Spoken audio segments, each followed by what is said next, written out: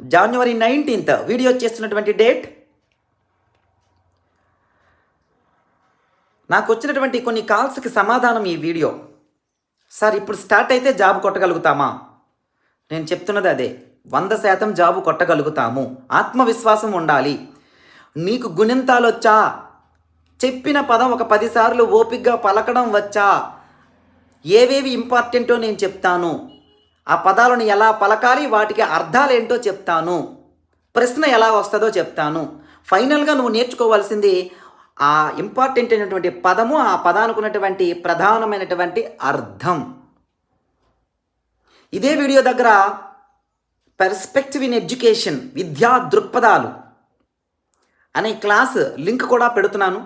ఆ link comment బాక్స్లో చూసి క్లాసు వినండి.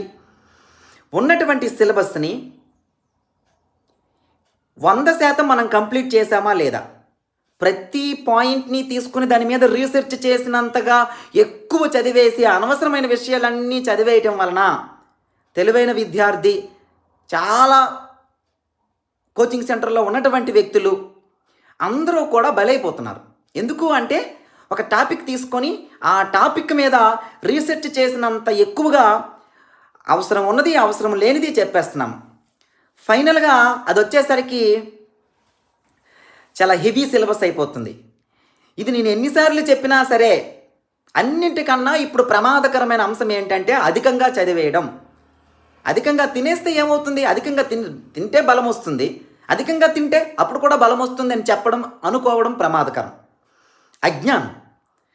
కాబట్టి ఏది అవసరమో అది తెలియాలి, ఎంత తినాలో తెలియాలి, ఎంత చదవాలో తెలియాలి.